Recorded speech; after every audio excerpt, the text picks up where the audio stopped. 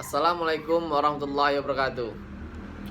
Perkenalkan, nama saya Zal Ketami, NIM 18086145. Dalam mata kuliah Administrasi dan Supervisi Pendidikan. Baiklah, pada sore hari ini materi saya yaitu memahami konsep dasar, fungsi atau proses dan ruang lingkup administrasi pendidikan.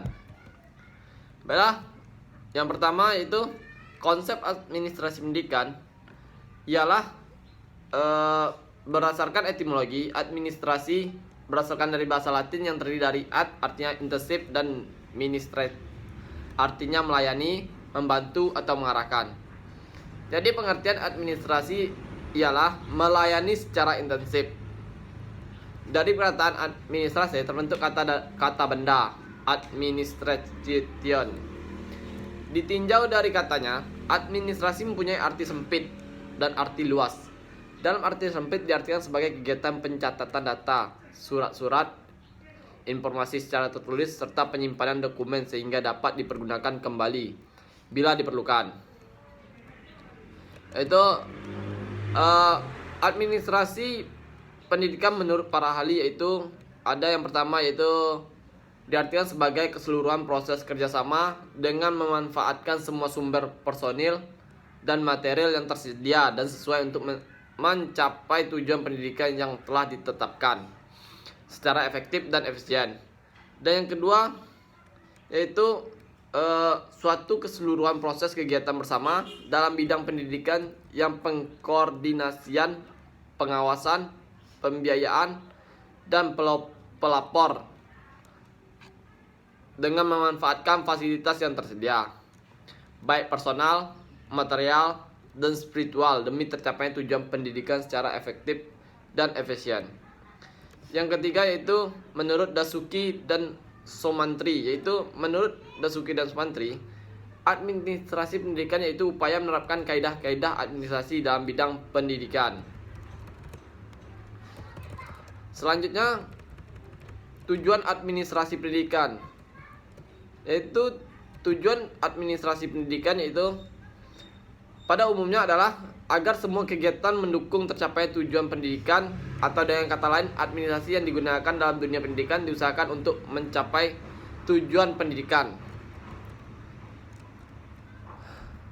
Ada 4 tujuan administrasi menurut Sergiovanni dan Carver pada tahun 1975 dalam buku Burhanuddin 2005, yaitu yang pertama efektivitas produksi, yang kedua efisiensi, yang ketiga kemampuan menyesuaikan diri atau adaptiveness, yang ketiga kemampuan kerja. Yang ketiga yaitu fungsi atau proses administrasi pendidikan. Fungsi atau proses administrasi pendidikan yaitu dalam proses pelaksanaannya administrasi pendidikan mempunyai beberapa tugas tertentu yang harus dilaksanakan dan tidak berbeda dengan fungsi administrasi pada umumnya. Yaitu yang pertama fungsi perencanaan, yang kedua fungsi perorganisasian, yang ketiga fungsi pengarahan, yang keempat pengorganisasian, yang kelima pengawas atau controlling. Selanjutnya itu yang keempat, ruang lingkup administrasi pendidikan. Ruang lingkup yang tercakup dalam administrasi pendidikan dapat dikelompokkan, yaitu yang A, administrasi material, yaitu kegiatan administrasi yang menyangkut bidang-bidang materi atau benda-benda seperti ketatausahaan sekolah, administrasi keuangan, dan lain-lain. Yang kedua, yang B, administrasi personel, mencakup di dalamnya administrasi personel guru dan pengawas sekolah, dan juga administrasi peserta didik. Yang C atau yang ketiga, administrasi kurikulum, yang mencakup di dalamnya penyusunan kurikulum, pembinaan kurikulum, pelaksanaan kurikulum seperti pembagian tugas mengajar pada guru-guru, penyusunan silabus dan sebagainya. Baiklah, administrasi pendidikan mempunyai ruang lingkup atau bidang garapan yang sangat luas. Secara lebih rinci, ruang lingkup administrasi pendidikan dapat diuraikan sebagai berikut. Itu yang A-nya administrasi tata laksana sekolah. Yaitu di administrasi tata laksana sekolah di sini ada juga bagiannya, yaitu yang pertama organisasi dan struktur pegawai tata usaha, yang kedua otorisasi dan anggaran belanja keuangan sekolah, yang ketiga masalah kepegawaian dan kesejahteraan personel sekolah, yang keempat masalah perlengkapan dan perbekalan, yang kelima keuangan dan pembukuannya. Selanjutnya yang B, administrasi personel guru dan pegawai sekolah. Hal ini meliputi yaitu ada 5. Yang pertama, pengangkatan dan penempatan tenaga guru. Yang kedua, organisasi personel guru-guru. Yang ketiga, masalah kepegawaian dan kesejahteraan guru. Yang keempat, rencana orientasi bagi tenaga guru yang baru.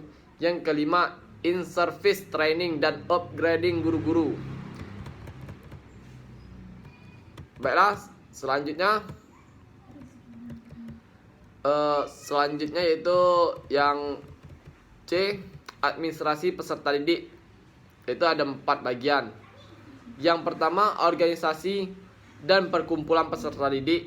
Yang kedua, masalah kesehatan dan kesejahteraan peserta didik. Yang ketiga, penilaian dan pengukuran kemajuan peserta didik. Yang keempat, bimbingan dan penyuluhan bagi peserta didik. Selanjutnya yang D, yaitu supervisi pengajaran.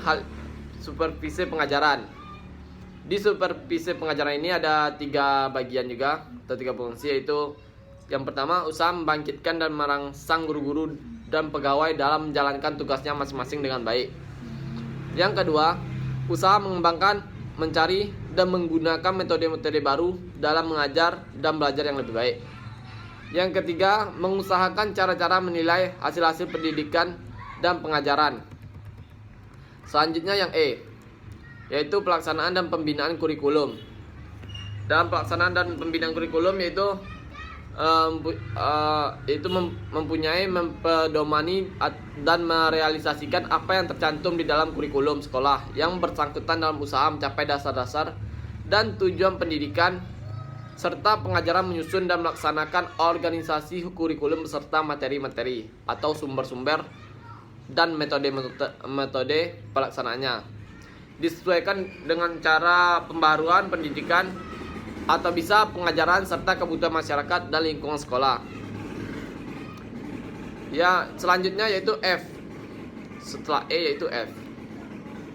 F ini yaitu pendirian dan perencanaan bangunan sekolah. Dalam pendirian dan perencanaan bangunan sekolah ini ada juga yaitu 4 fungsi, yaitu yang pertama yaitu cara memilih letak dan menentukan luas tanah yang dibutuhkan. Yang kedua, mengusahakan, merencanakan dan menggunakan biaya pendirian gedung sekolah. Yang ketiga, menentukan jumlah dan luas ruangan kelas, kantor, gudang, asrama, lapangan olahraga dan sebagainya. Yang keempat yaitu cara-cara penggunaan gedung sekolah dan menggunakan fasilitas-fasilitas lain yang efektif dan produktif, serta pemeliharaannya secara kontinu. 5 yaitu alat perlengkapan sekolah dan alat-alat pelajaran yang sangat dibutuhkan. Selanjutnya yaitu G, hubungan sekolah dengan masyarakat. Pentingnya hubungan sekolah dan dengan masyarakat yaitu mencakup hubungan sekolah dengan sekolah lain, hubungan sekolah dengan instansi dan jawatan-jawatan lain yang berhubungan sekolah dengan masyarakat pada umumnya. Baiklah, cuman itu saja yang dapat saya sampaikan dari materi administrasi yang berjudul memahami konsep dasar, fungsi, proses dan ruang lingkup administrasi pendidikan. Baiklah, saya akhiri. Apabila ada kata-kata saya yang salah, yang tidak berkenan, mohon dimaafkan. Saya akhiri. Wabillahi taufiq wal hidayah. Wassalamualaikum warahmatullahi wabarakatuh.